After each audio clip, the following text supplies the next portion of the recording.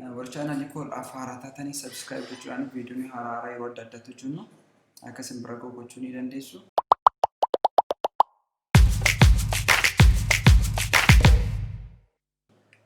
Yeroo darbe gaaffii nama nu dhiyaateen irraa kan ka'e poolii qopheessinee ture.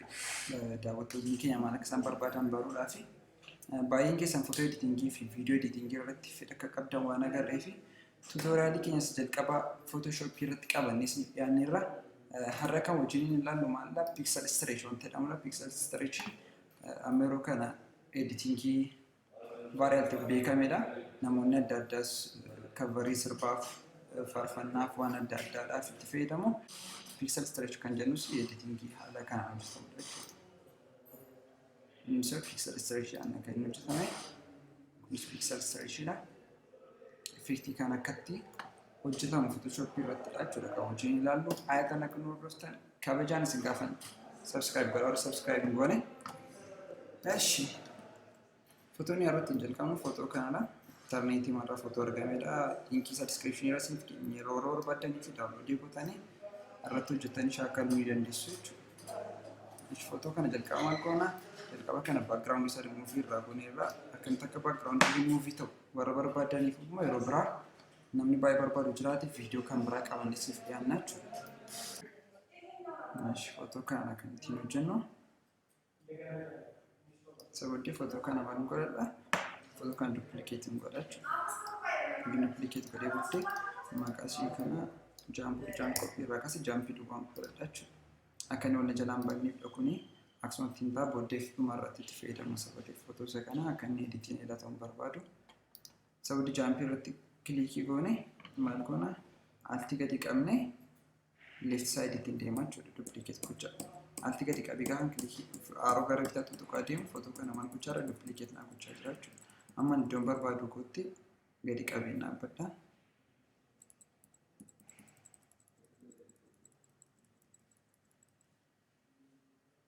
Ammas jechuun agar sababii maal goona? Dhumarratti leerii sagaltamii tokkoffaa fageera. Command gadi qabee window irra fayyadamtaniif control sababii leerii kana thumbnail kana irratti click godha jechuudha. Gaafa click godhu intuition jalqaba kana duuba select naa godhee effect irra kan select goone kanaaf maal godha akka select ishee godhe jirutti gad deeme leerii gosa jalqaba irra jump irratti shift gadi qabee click godha.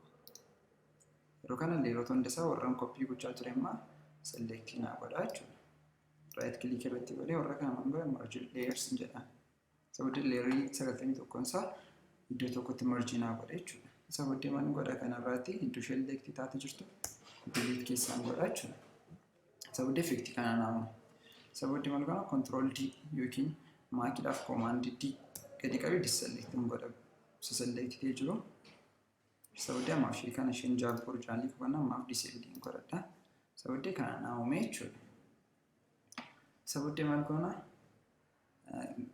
Warra ruulariin kun siniin dhufneef view ruler settanii yoo isheen kun tiikiin taanete click irratti gootanii ruularii kana filachuu dandeessu. Guideline koo kana iddoo sirriin kala pixelii tokko inni jala meesii gochuun qabu sababii fi sirreeffadheen kaadhaa jechuudha. Ammas biratti adii kana keessaa baasuun qaba. Adii kanan barbaadu sababii fi kanaaf maal godha? Jump layer warra merge ta'an kanatti select godhadhe kan select godhadhe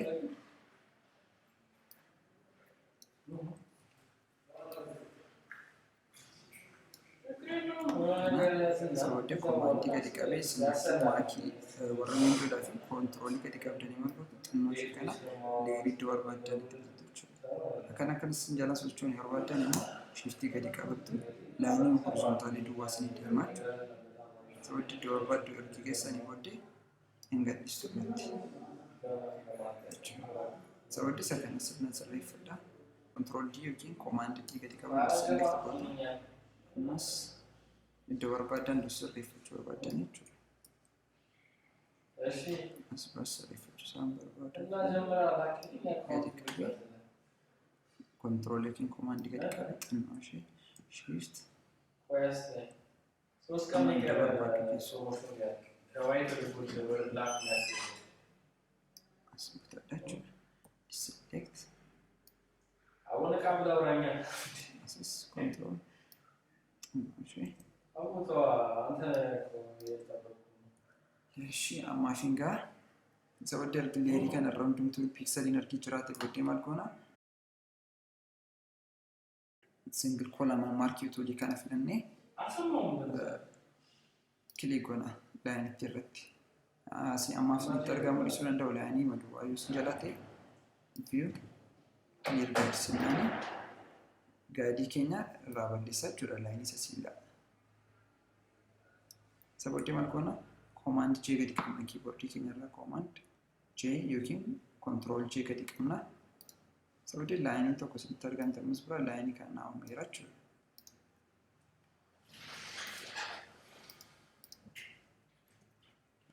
Ammaaf image kanatti bunna shiftii gadi qabdee kan laayinii sana ilaalan gadhiisanii fi laayinii isheen humnee amma ishee kana jechuudha stretch goona.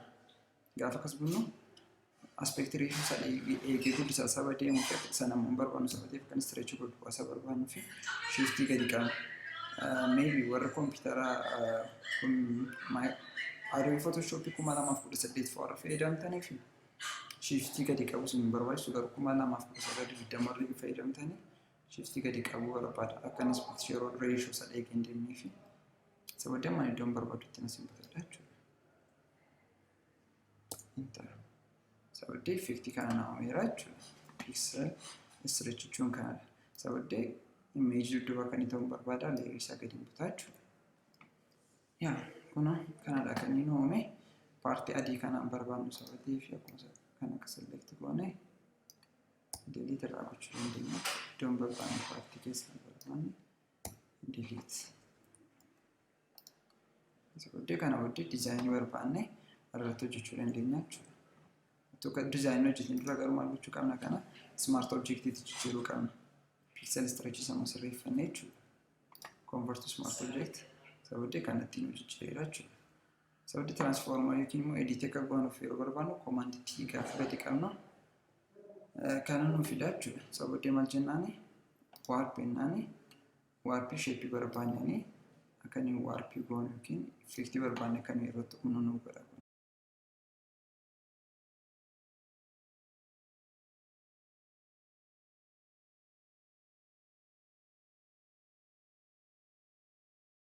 Dizaayinii barbaanne irratti hojjennee booddee wantoota irraan barbaachisne fakkeenyaaf iddoon kun barbaachisnu keessa areezii goona jechuudha. Iddoon barbaachisne kana sabadde maal goona?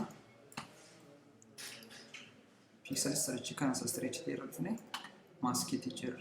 Maaskii kana irratti kilik gaafa goonu maaskii biratti nu bana. Adii jechuun maal jechuudha? Available iddoon adiin jiru hundumtuu argamaa jira jechuudha. Kanaaf maalidha iddoo dhoksuu barbaannu kanatti buruushii fayyadamnee gurraacha dinnaa jechuudha. Sabadde iddoo kanatti gaafa gurraacha dibaa deemnu nu dhoksaa deemaa jechuudha. Maaskaawutii keessa nu dhoksaa deemaa jechuudha. Suuraan iddoon barbaanne keessaa baasna jechuudha. Hayyee tutorialii kana akkasiin jaallattan abdii guddaan qaba. Warri subscribe godhan subscribe godhaa. Torbee dhuftu yookiin tutorialii lammaffaa qaban yeroo dhiyaanutti immoo waan haaraa wanta isin jaallattan qaban isiniif dhiyaana jechuudha.